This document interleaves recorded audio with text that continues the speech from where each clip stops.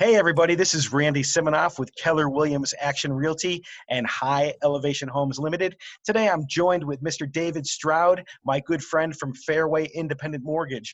And today we're going to talk a little bit about the differences between an FHA mortgage and a conventional mortgage. And this is not my wheelhouse, so I'm going to turn it over to David so he can shed some light on these two very interesting loan opportunities. Thanks. Thank you, Randy, so much. I appreciate it. One thing I want to kind of set the record straight is often I'll hear people say, hey, I want to get an FHA loan because I'm a first-time home buyer, or I want to get this first-time home buyer program, the FHA loan. And just because someone is a first-time home buyer does not at all mean that they need to get an FHA loan. That's different. So there's an FHA loan, a conventional loan, then there's a USDA, a VA, there's jumbo loans. There's all sorts of different programs that people can qualify for based on their situation. And we look at situations, everything with lending is based primarily on risk. And we want to see what is the least risky situation for someone. And so we kind of take all the puzzle pieces together that you have, and we put those puzzle pieces together in a program that's going to best fit that individual today, but also what their financial goals are related to real estate.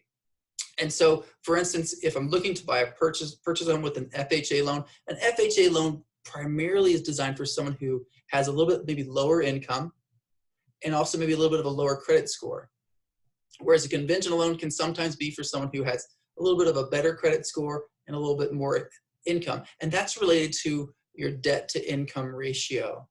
Your debt to income ratio is composed primarily of anything that you have that has an interest rate attached to it.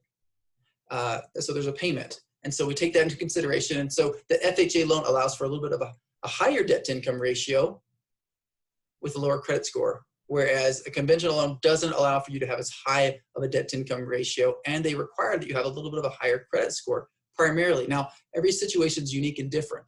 And so that's where we want to sit down or have one of these conversations face-to-face through Zoom, a phone call, even like Facebook Messenger or something, to find out what someone's specific situation is so that we can take those puzzle pieces together and put them in a place that will make sense for them. So yeah, that's kind of in a nutshell, that's the difference between a conventional loan and an FHA loan. And real quick, David, a question that I have. Yeah. What about down payment percentages? Are they different or the same for each loan?